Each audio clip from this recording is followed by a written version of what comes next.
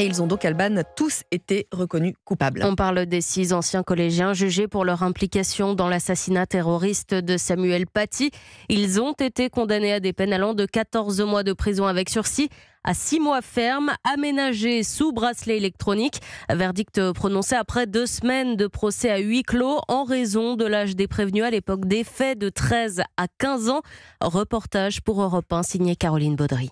Vous avez désigné le professeur à l'assaillant à sa sortie du collège, détaille la présidente du tribunal devant le 2e mineur appelé à la barre. La peine la plus lourde est alors prononcée, 6 mois de prison ferme aménagée sous bracelet électronique.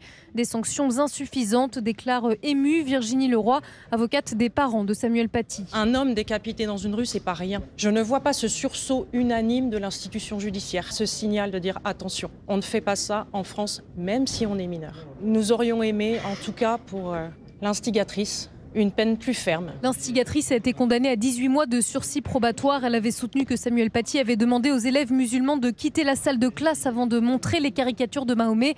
Elle n'avait pourtant jamais assisté à ce cours et regrette aujourd'hui son mensonge, explique Mbeko Teboula, son avocat. Qu'est-ce qu'ils veulent? Qu'on l'incarcère? Qu'elle soit écrouée? Elle avait 13 ans au moment des faits. La réalité de ce dossier, c'est que le mensonge, il a eu lieu, mais ce qui a provoqué cette catastrophe, c'est la viralité, la diffusion sur les réseaux sociaux, cette fatwa numérique. La justice n'est pas la vengeance, conclut-il. Les peines ne seront jamais à la hauteur des souffrances infinies des proches du professeur, a déclaré l'avocat d'un autre collégien. Caroline Baudry.